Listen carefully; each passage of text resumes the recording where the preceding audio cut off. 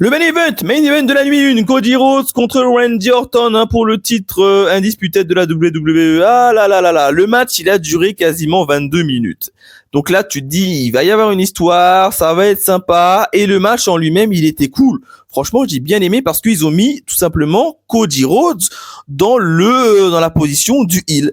Et là franchement c'était assez intéressant parce que dès le départ déjà on avait tout simplement Matt McAfee qui a fait son comme d'habitude, son arrivée, il a été hué, et là, on a décidé directement de l'évacuer, d'évacuer ce petit Matt McAfee pour pas qu'il interrompe trop le match, avec l'intervention de, j'ai oublié le chanteur là, et ça franchement c'était assez cool, assez sympa. Hop, du coup on s'est dit on va avoir un match propre. Randy Orton contre Cody Rhodes, match propre, cool. Le match était simplement magnifique, très bien monté. On avait Randy Orton qui avait mal au dos, donc Cody Rhodes il s'est pas gêné, il s'est pas gêné à attaquer le dos de Randy Orton comme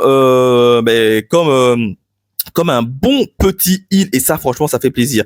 Et là tu te dis c'est bizarre, plus en plus le match il avance, plus en plus Cody Rhodes il agit comme un heel, un peu la même façon que Sami Zayn il agit, et ça franchement j'ai adoré.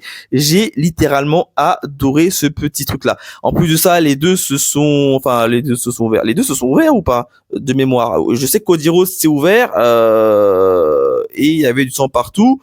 Si Randy Orton également s'est ouvert, il y avait du sang partout. C'était assez intéressant. Bon, après il y a eu un petit ref bump classique, RKO sur l'arbitre. L'arbitre il a dormi. Bon, pourquoi pas. Et ensuite il a fallu le retour de Matt McAfee qui est revenu avec le rôle d'arbitre.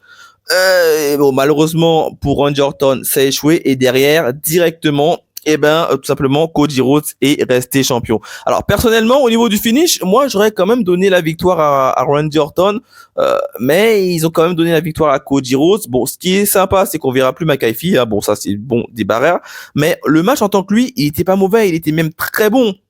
Mais c'est vrai qu'après le finish, il était bizarre. Avec le match qu'ils ont fait, j'aurais plutôt donné moi la victoire à Randy Orton, mais ils l'ont donné à Cody Rhodes, pourquoi pas.